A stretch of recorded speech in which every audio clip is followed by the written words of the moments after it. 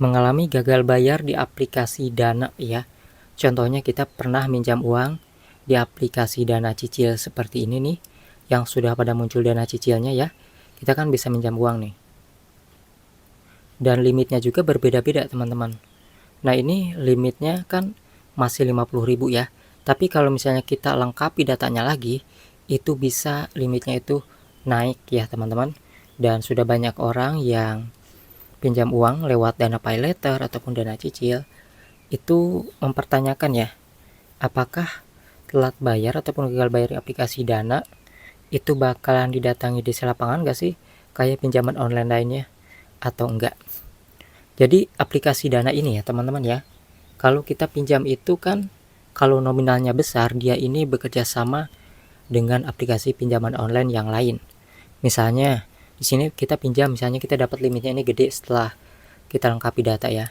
Nah misalnya kita pinjam berapa juta tuh, dengan kerjasama salah satunya yang sudah terkenal dengan aplikasi Julo. Nah ketika teman-teman pinjam uang di aplikasi Dana ini bekerja sama dengan Julo, maka ketika telat bayar yang nominalnya lumayan besar, DC Julo lah yang datang ke teman-teman.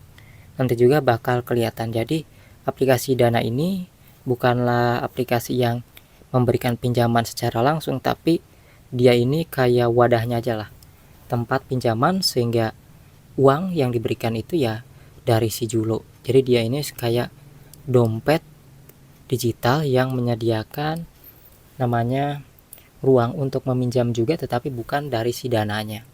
Nah maka dari itu ketika kita minjam uang aplikasi Dana, baik itu paylaternya ataupun dana cicil, ketika jumlahnya besar, maka itu tergantung dari dia bekerja sama dengan aplikasi mana. Karena kita juga bisa pinjam uang di aplikasi Dana itu bukan hanya ke Julo, bisa juga ke Lazada, kadang-kadang ke Shopee. Nah itu tergantung dari aplikasi ini kerjasamanya dengan pinjaman online yang mana. Jadi intinya DC-nya ada ya teman-teman.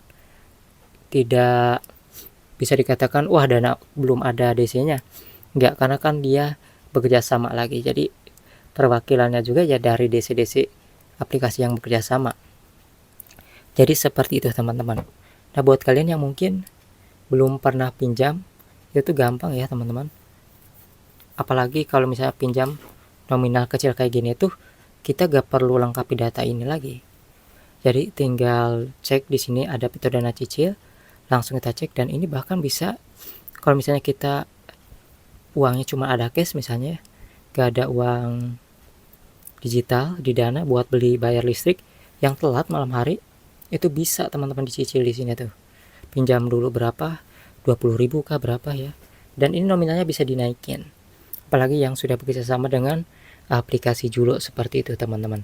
Nah buat kalian yang mungkin mau nanya ataupun mau share pengalamannya pinjam uang di aplikasi Dana seperti apa, tulis aja di kolom komentar.